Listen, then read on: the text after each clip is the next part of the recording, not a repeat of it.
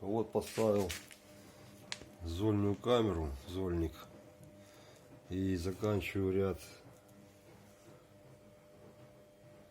полностью закладываю ряд, и следующий ряд уже пойдет вертикальный под, здесь будем выкладывать вокруг шамотный кирпич. Вот так вот.